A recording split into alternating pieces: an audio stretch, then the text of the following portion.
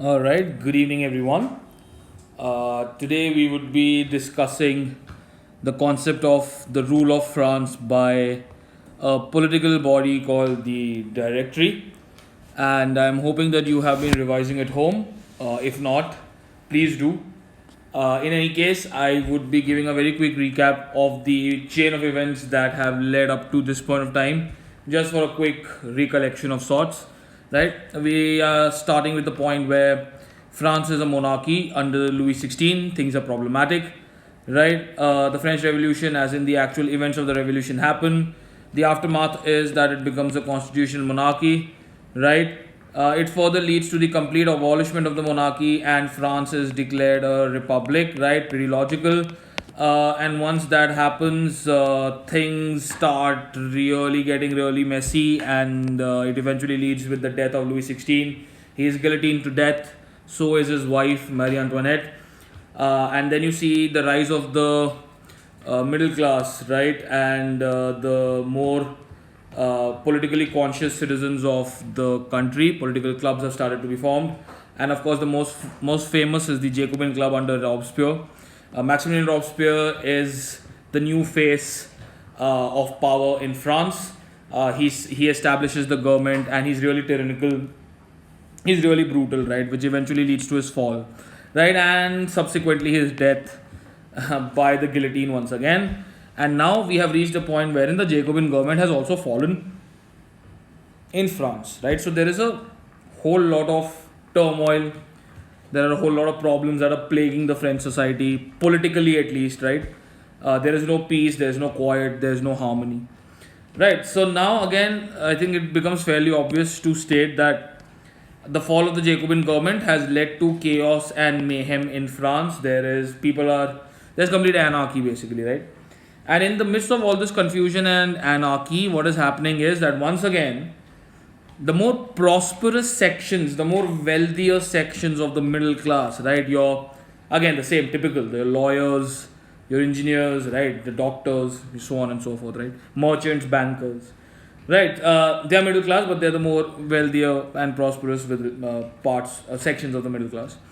Right? They seize power. Right? They realize that now that everybody has had a shot at forming the government, Louis XVI had his chance, Robespierre had his chance, so why not us?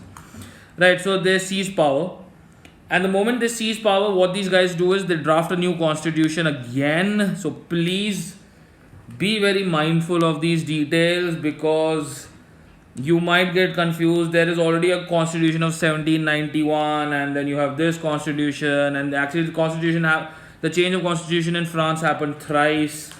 So there might lead it might lead to some confusion. So please be very mindful of which timeline you are associating the change with. Right? So new constitution is now being drafted when the Jacobin government falls, right? But the problem is that this particular constitution is extremely regressive in nature. It is trying to put France once again back to square one, because again what is happening is, despite all the changes that were brought in by the Jacobins, despite everything that happened, all the citizens were being allowed to vote. If you remember the convention that was elected, right? Please do recollect all of that, right?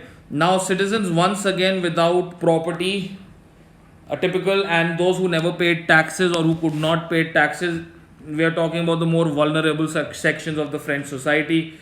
They were once again denied the right to vote, right? So that is why we would call this regressive, right? The new constitution once again denied them the right to vote. And if you remember, there was a political change, or rather, there was a change in the political structure of the French government after the constitution of 1791. And you will notice that यहाँ पर भी एक constitution आया है, और इसके बाद भी after this as well the political structure is about to change. We are going to see what this political structure is and what are the changes that came into the scene, right? So we could just briefly discuss the new political structure.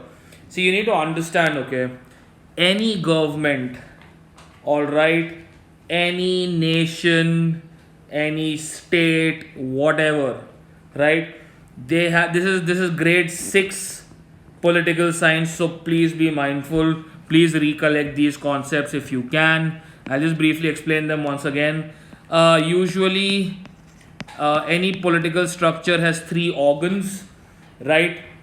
You have three organs, which are the legislature, the executive, and the judiciary, right? Legislature is basically the organ which creates and forms laws and policies, right? In the Indian context, say for example, the members of parliament, जिनको हम MP बोलते हैं, right? The members of parliament in the Parliament of India, they form the laws of the country, so they are the legislature, right? Now the change in France, now coming back to France, what is happening is now instead of just one single legislature, we sort of have two legislative councils in as a part of the legislature which are going to form laws and policies, right? दो legislative council हैं यहाँ पर, ठीक है? It is very similar to the Rajya Sabha Lok Sabha situation in the parliament itself, right? So there are two houses basically, right? And now you have the executive. The executive is the organ which executes the laws which are prepared by the legislature, right? It implements the laws, right? Now in the case of France, now in the case of France, this executive is given a fancy name. This executive is called the directory. Please make a note, right?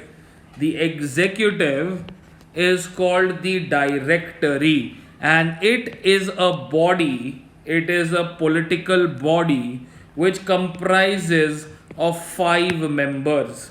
In the Indian context, Honorable Prime Minister Narendra Modi, who executes the laws, is a part of the executive, along with his cabinet of ministers, like Honorable Home Minister is Amit Shah Ji, and then you have Honorable Transport and Highways Minister, which is Nitin Gadkari Ji, Honorable Civil Aviation, right, the one who takes care of our airports and stuff, Mr. Jyotiraditya Scindia Ji, right? So basically, right, you get the point.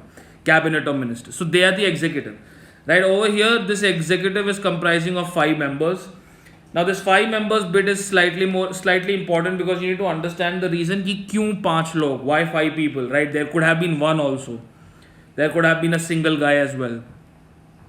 Now the problem is, France is beginning to learn from its mistakes, okay? Now in the case of Robespierre, there was just one guy who was in the executive, basically one guy who was making the law also, executing the law also, and he was acting like the judge also. He was doing everything, right? But now they decide that we are going to have 5 members as a part of the executive, so that this concentration of power that happened in the hands of one person, taking Robespierre's example, right? That should never happen in France ever again. किसी भी एक इंसान के हाथ में unlimited power नहीं देना है, पीरियड, वेरी सिंपल. इसीलिए 5 लोग, right? I think it's fair enough. It's quite self-explanatory, right? Now the problem is, human ego always comes in between and creates problems. It always creates issues. It always creates hassles. And here also things were not very different. This so-called directory, which is the executive, and the legislature, which are the 2 legislative councils, they constantly bickered with each other. अगर legislative council कोई law बनाता था तो directory को problem होता था. Directory कोई law execute करता था, गलत तरीके से करता था, तो लेजिस्लेटिव काउंसिल को प्रॉब्लम होता था. तो they used to keep bickering on and off. And whenever you realize कि whenever in a political system, when you have when you have 2 organs fighting with each other, imagine in your own body, if your stomach is fighting with your liver, and your liver is fighting with your gallbladder, and your gallbladder is fighting with something else, you really aren't going to remain healthy. You will have health problems. But over here, the political health of the country suffers. It leads to political instability. It leads to chaos. It leads to mayhem. It leads to confusion. And when 2 people are fighting, it is always a third who benefits. And in this case, there is one legend who comes forward amidst all this confusion and rises to the occasion to become one of the most feared, one of the most brilliant, one of the most tactful, military conquerors, generals that the world has ever seen. And of course, you will be studying about him in grade 10 going forward.